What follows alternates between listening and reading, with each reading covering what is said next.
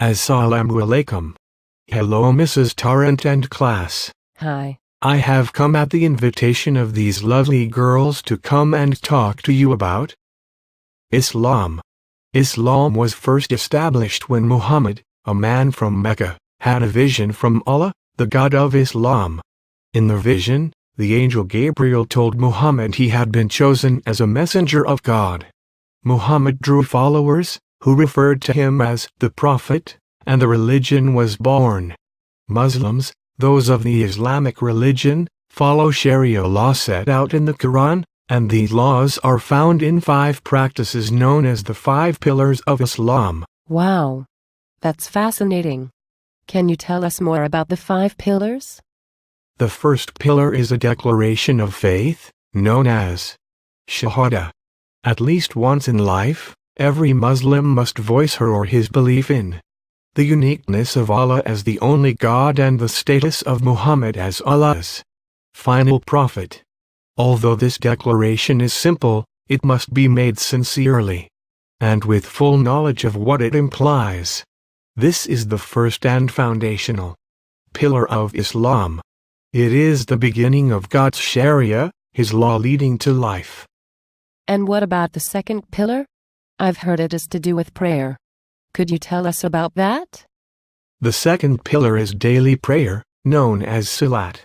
Muslims are required to offer ritualized, communal prayers to Allah, and these take place 5 times each day. One of the most important prayers is a recitation of the opening paragraphs of the Quran. Before each time of prayer, Muslims must also perform a cleansing ritual to prepare them to approach God, and at the conclusion of prayers they say the declaration of faith. Do tell us more. What about the third pillar? The third pillar of Islam is a tax for the poor, known as the zakat, an act of worship towards God and an act of kindness toward fellow Muslims. The zakat is calculated as an annual tax of approximately 2.5% of a person's total wealth, used for the relief of the poor and orphans, a reward for volunteers in jihad war and the spread of Islam throughout the world. Wow. I don't think any other religion has anything quite like that in its laws. The fourth pillar is fasting as a sign of self-purification, or Sawm. The fasting is symbolic of repentance which takes place during Ramadan.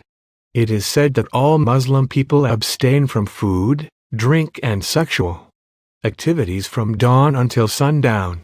This is supported by the Quran in Al-Baqarah 2:183, which states that observing as Sawm is prescribed for you as it was prescribed for those before you, that you may become al-muttaqun, who are the pious. It teaches Islam principles of sincere love, the virtue of dedication to Allah and patience. That is truly dedicated. And the last pillar? What is that? The fifth pillar of Islam is Hajj, the pilgrimage to Mecca.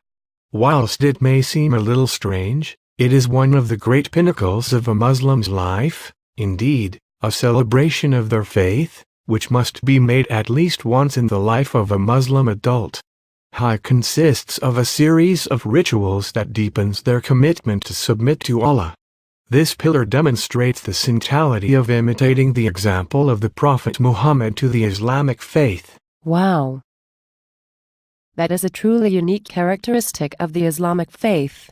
I have learned so much. I understand why they are the 5 pillars of the Islamic faith and Sharia law now.